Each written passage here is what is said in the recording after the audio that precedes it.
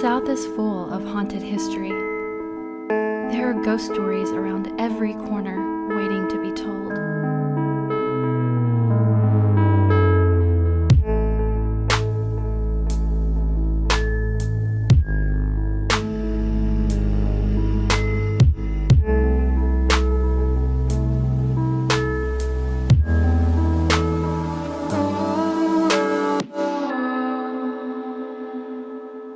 I know that the paranormal is real.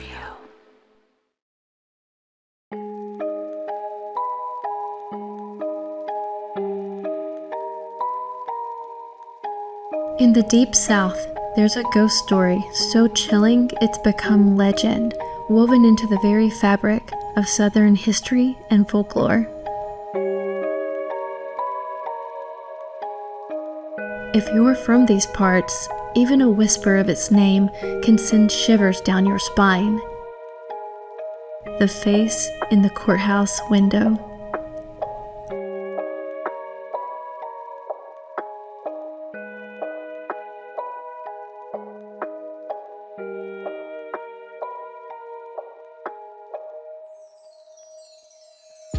In Carrollton, Alabama, the Old Pickens County Courthouse harbors one of the most infamous hauntings. For generations, people have journeyed from far and wide, hoping to catch a glimpse of Henry Wells, whose tormented face was seared into the attic window glass on a stormy day when lightning struck, sealing his image and his curse forever.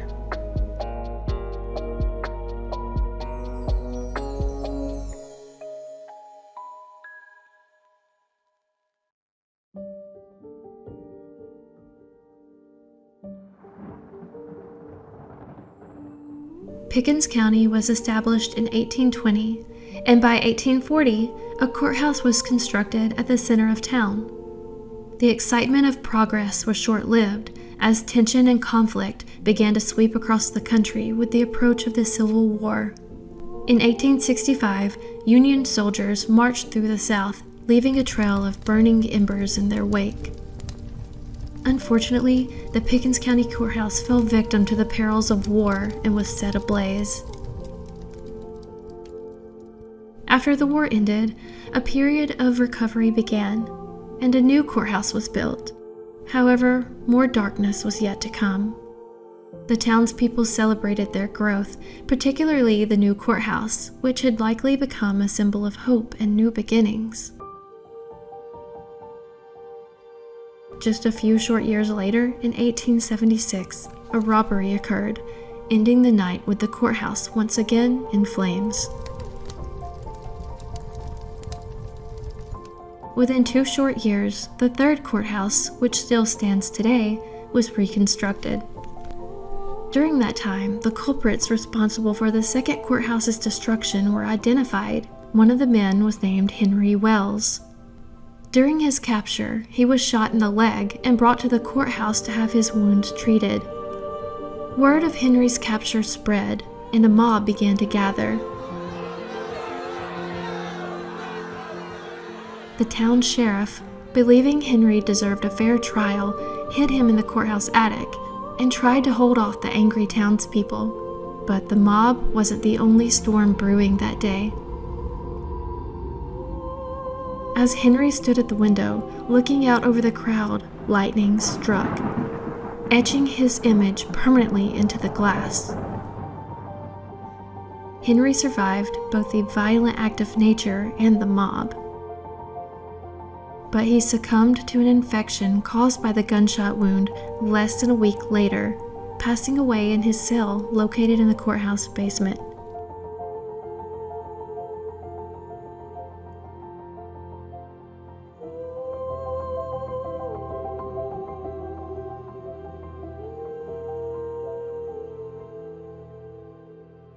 My name's Craig Patterson. I'm the president of the Pickens County Courthouse Preservation Foundation, and I'm here tonight to just talk about our history and some of the ghosts.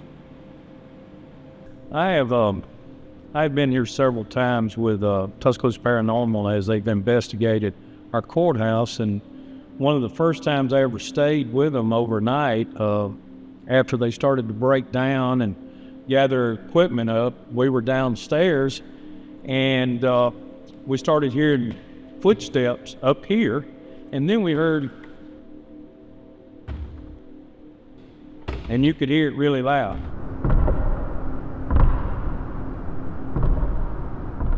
And we all knew what it was. The only trouble was there wasn't anybody up here.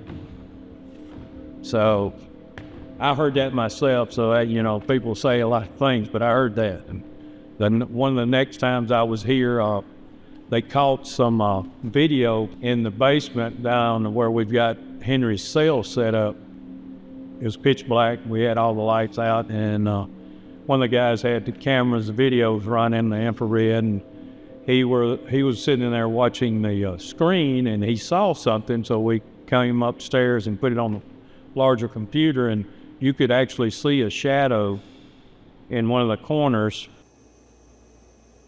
How about this? Can you make a knocking noise? Just 2 knocks.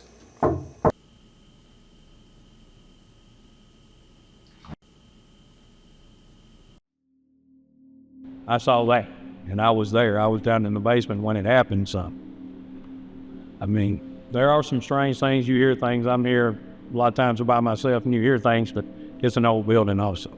So you have a lot of noises that go along with it. While Mr. Patterson was giving me a tour of the building, he told me about a strange occurrence that happened just before our team arrived. He was the only one in the basement and always made sure that the light was turned off. However, when he arrived, he found that the light in Henry's cell was on. And this is the light here.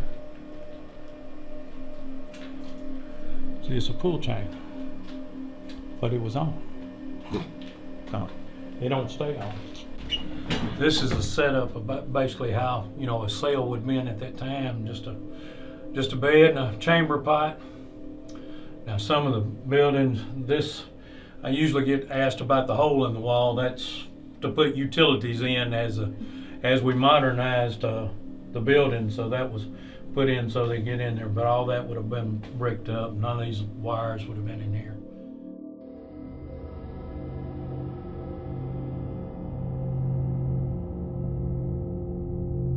Tonight we're in Carrollton, Alabama at the world-famous Old Pickens County Courthouse with the face in the courthouse window. This was always one of my favorite ghost stories growing up, and so I'm really excited to get in here and investigate for the first time. As usual, we start the evening with an initial walkthrough. After that, we set up cameras and IR lights throughout the building. Those are connected directly to our DVR system, and someone will watch the cameras through each session. Upstairs in the courtroom, we set up a laser grid and tripwires.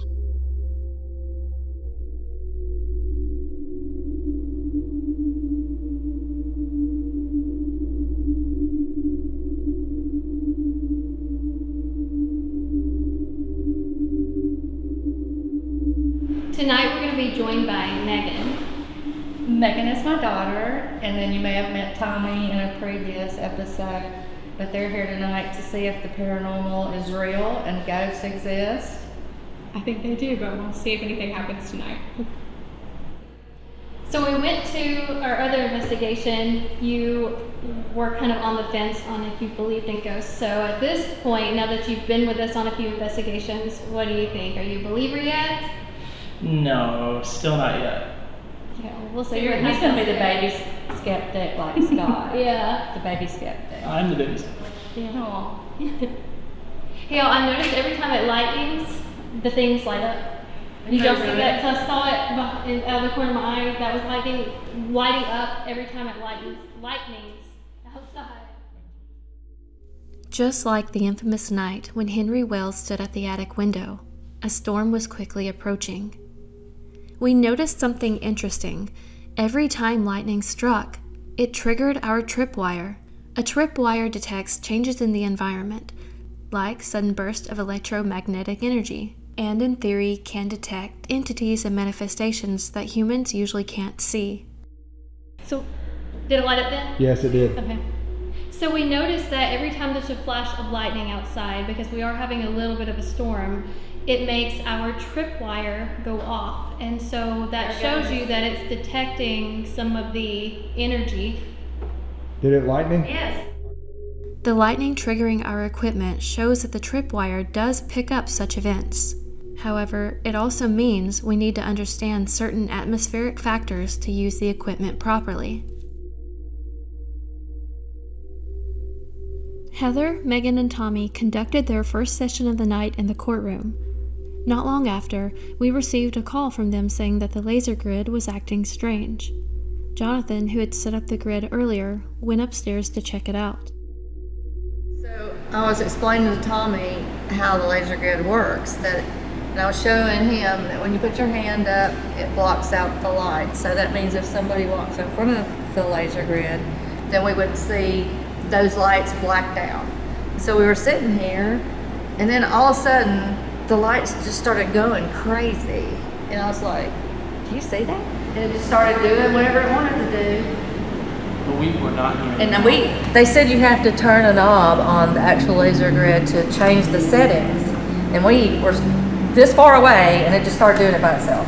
So the device is actually about 25 feet from them, and there is a little rotary knob on the back that you have to turn 360 degrees, and as you turn it, it increases the speed of how fast the lasers move.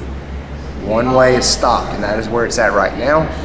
When they hollered out, I checked it, and it was 360 degrees the other direction. And nobody did that, so it turned by itself. Yep. Get it back to what it should be, and stop.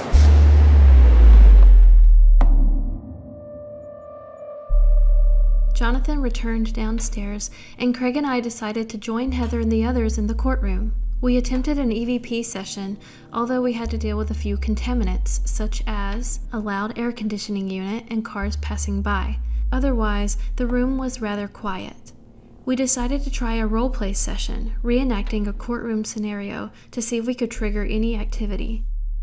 Today we're having a trial for Henry Wells. You may approach the bench. I would like to ask Henry Wells some questions. So Henry Wells, if you would, please. After asking a few EVP questions, Craig and I heard what sounded like a child's voice coming from the back of the room. We considered that maybe it could have come from outside, but we also wondered why a child would be outside in this area so late at night.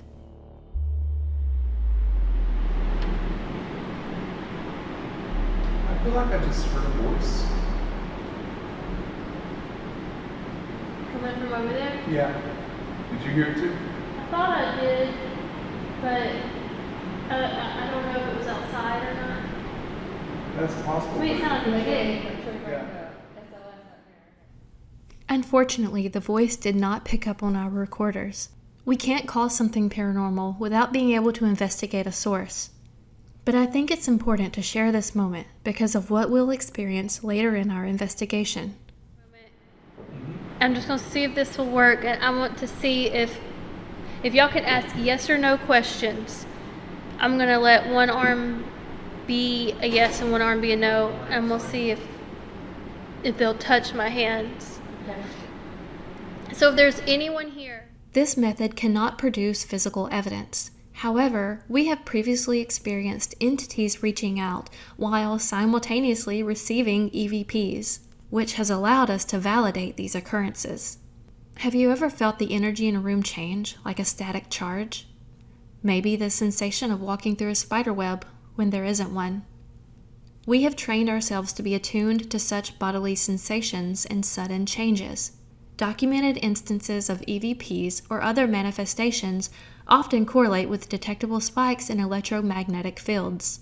The human body can perceive and respond to these fluctuations.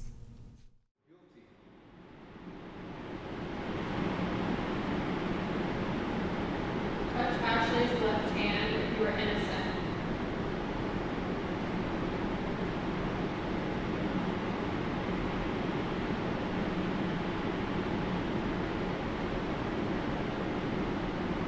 Oh, something's touching my right hand. So guilty.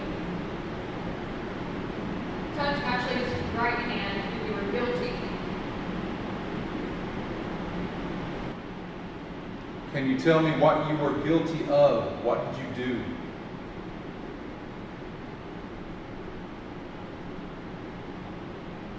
Touch Ashley's left hand if it was robbery. I still feel a tickle on my right hand. To communicate with us.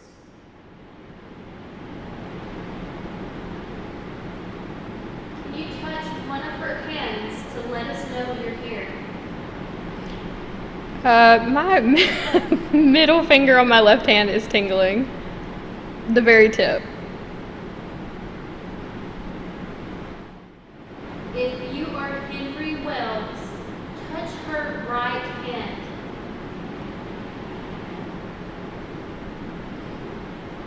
No one's touching my hand, but my leg is tingling. Which leg? When I was up there, I felt something kind of tickling the back of my calf. That's exactly what it is. Yeah, and I just didn't say anything because I was like, maybe it's No, my that's head. exactly what it is. It feels like someone is tickling the bottom part of my leg. Yes, like, yeah. Yeah. So I wanted to try an experiment and just see if I just kind of relax, and you have to really just kind of focus in on what your body's feeling. And if you feel, usually it feels like something kind of touches you, but then it starts to become like a tingle. Almost like if your hand were to fall asleep or something, it starts that tingling sensation. I started first, and I put both hands out and said use one hand for a yes answer, one hand for a no answer. So I felt something actually like press into my hand, almost like an ache too. I felt the pressure, but then it started tingling, and that's when I knew, okay, something just responded. So in my scenario, I sat exactly how Ashley did with my hands out like this. And I think it was the second question, my middle finger started to tingle. But it wasn't like too significant, so I kind of like adjusted to make sure that it wasn't, you know, like your arms kind of going numb, that feeling. And then I just started to feel like a tingling sensation in the lower part of my leg, or on my calf and my ankle. It was tingling, but it was almost like someone was tickling me. And then we took a pause for a beat, and I was making sure there was no draft that could have been hitting my lower leg. And actually that is something that Ashley had experienced but not said out loud.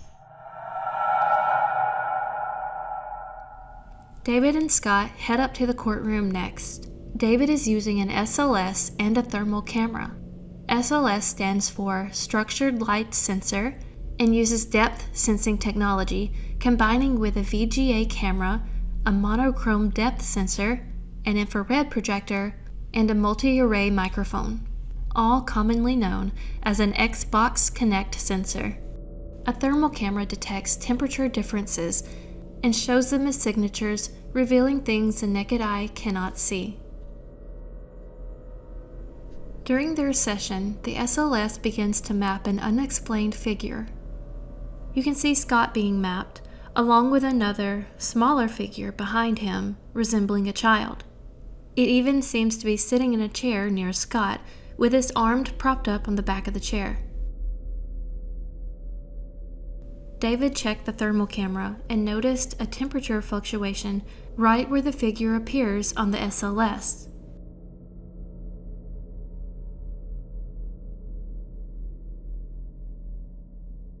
Could this explain the voice that Craig and I heard earlier? In addition to visual anomalies, David found a possible EVP while reviewing his audio. The voice captured was determined to not be coming from him or Scott during the session.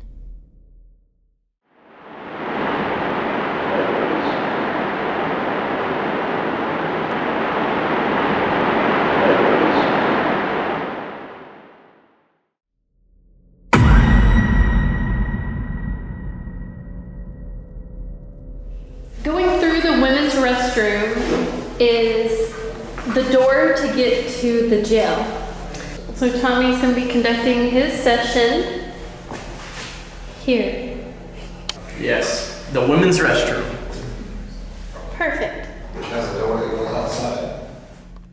Very steep and Exceedingly steep. scary. I'm taking one at a time.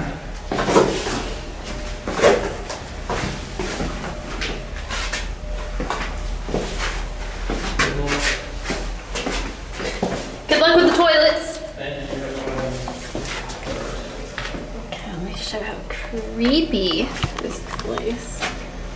So You can sit on the. I'm just gonna sit on the bed.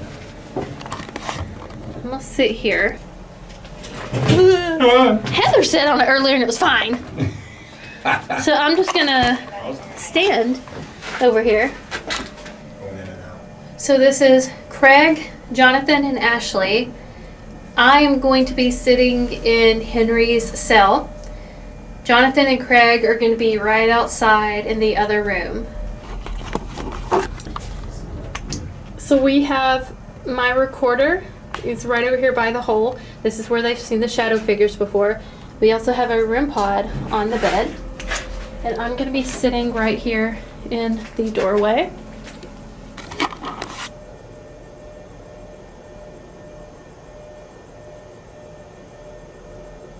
We're not here to punish you. We're not here to get you in any kind of trouble.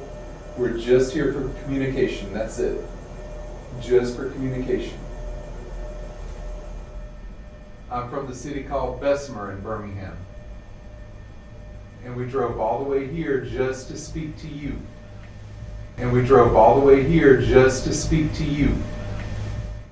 Just to speak to you.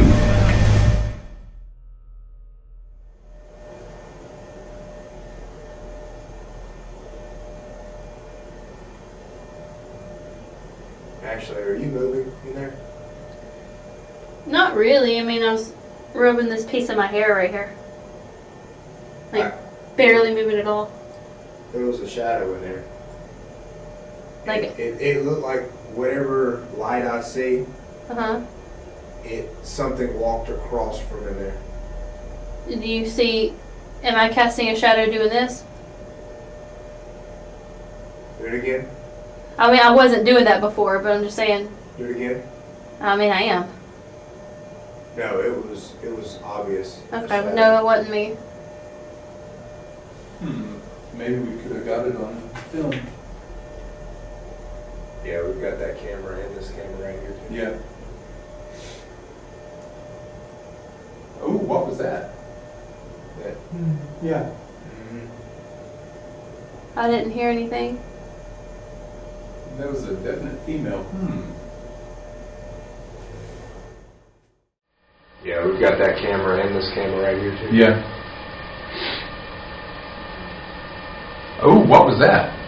Yeah, we've got that camera and this camera right here too. Yeah. Oh, what was that? That was a definite female. So I heard a woman's voice upstairs earlier. David said they've heard a woman's voice before too. So is there a female down here with us other than me? Ghost hunting doesn't always result in irrefutable evidence, but it's important to note anything you see or hear during a session in case others have a similar experience.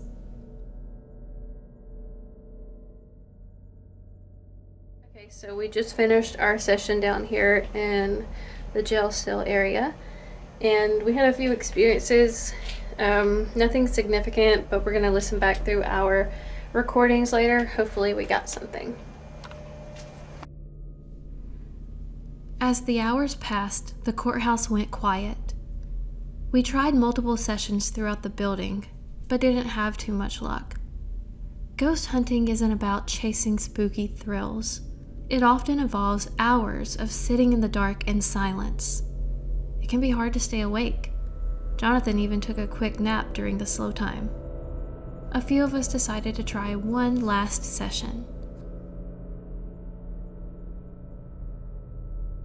We have several IR lights, so it's really dark in here. The lights that you see are IR lights.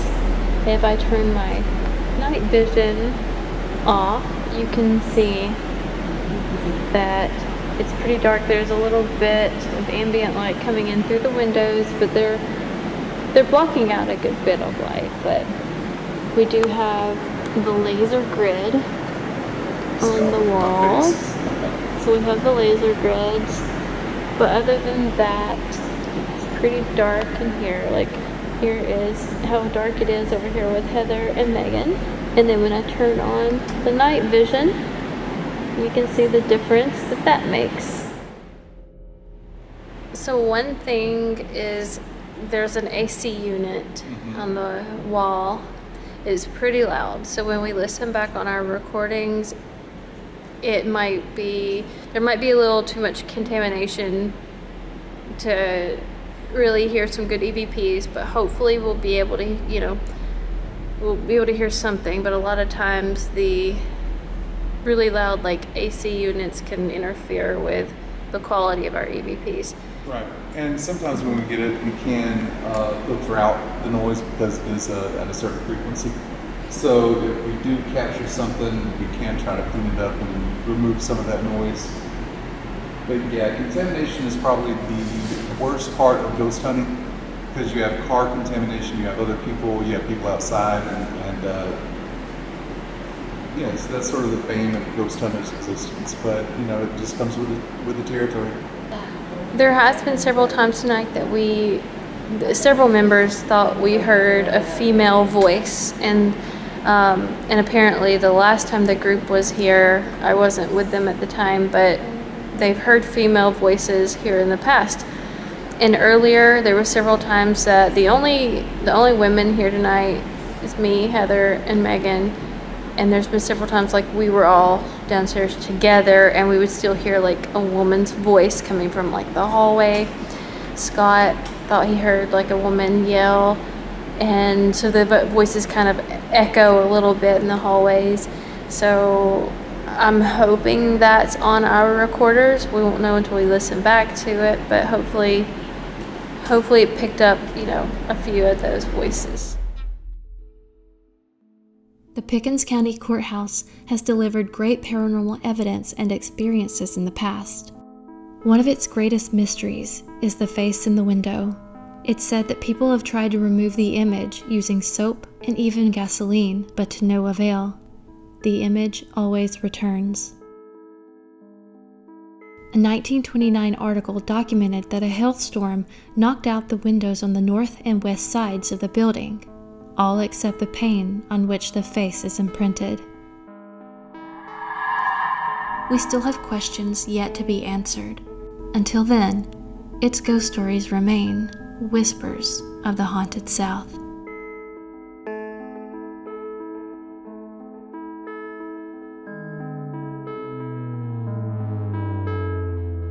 Thank you for watching. If you enjoyed this video, please hit the like button. If you want to see more videos or want to be a part of our live investigations, hit the subscribe button. Also, if you have any ideas for future investigations or want to share your own paranormal encounters, please feel free to leave a comment or send an email to crashmediaparanormal@gmail.com.